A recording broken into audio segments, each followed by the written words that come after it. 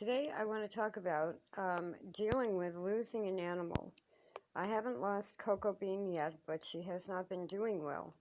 And a friend of mine, who I know through Meals on Wheels, her dog was a Yorkie, and suddenly had kidney failure. And even though the vet said she had almost a year, she died within like 3 weeks. And my friend was devastated. And I lost the little mouse Schaefer, and even though he was a mouse, he died suddenly with no reason.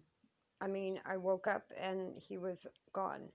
And so that happened the same week she lost her dog. And so I'm panicking about what I'm going to go through when I do lose Coco Bean. So this is a suggestion on some things that might help. I think they're going to help me, but I'm not positive yet. This is what I'm calling a mannequin, and I'm going to write up the pattern for it, and I might put it in my store. I'm not sure. It's a loom knit dog that is almost life-size. Um, it's a little shorter, just like an inch and a half shorter than Coco, um, and the body's a little shorter. I have her sweatshirt on. Now, in my case, I needed this because I had a very bad seizure 2 years ago, and the dog was right there with me through the whole thing.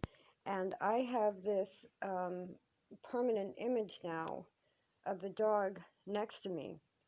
So I'm afraid when I lose her, I'm going to be constantly saying, "Where's the dog?"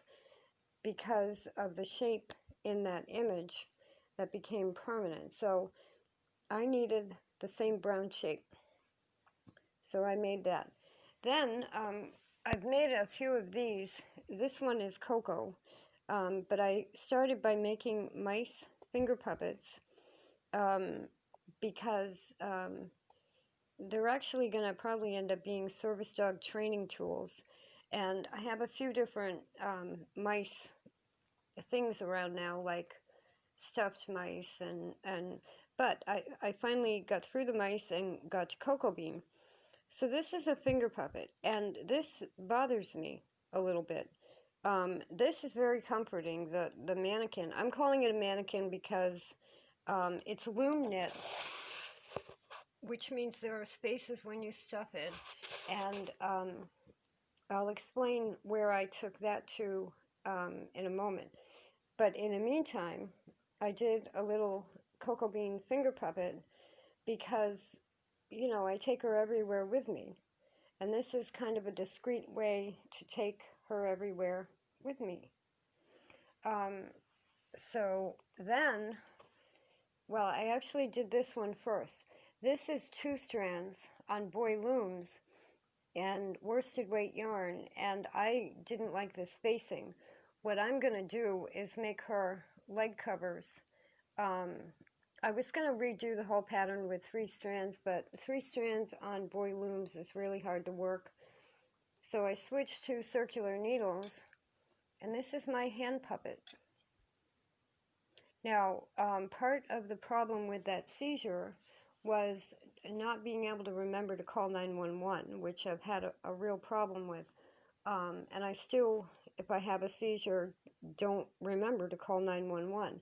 And so the dog kept looking for someone to help me. She kept going to the door. She kept hearing people outside. She was looking for someone to help me.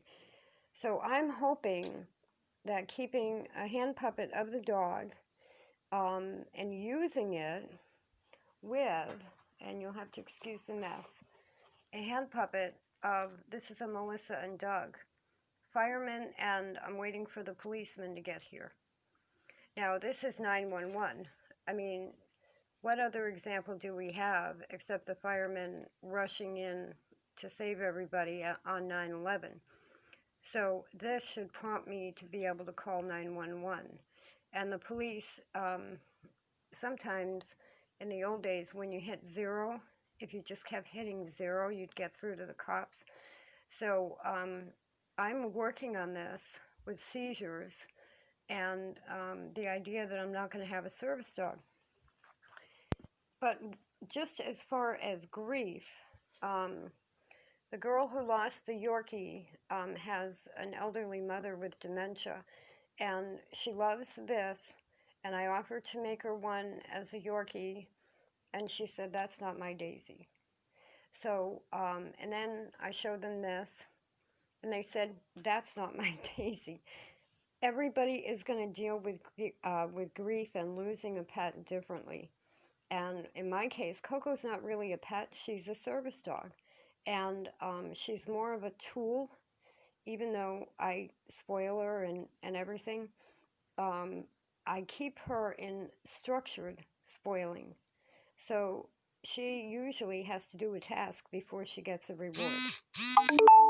Not everybody is like that. People have pets and not service dogs. So I'm not saying this would work for everybody.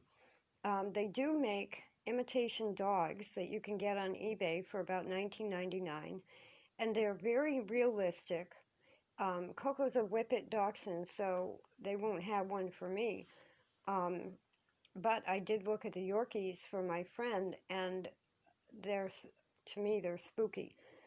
I purposely kept these not realistic looking because it's not going to be Coco Bean. It's going to be the idea of having a service dog or a friend or an ally to help you get through whatever you need to get through.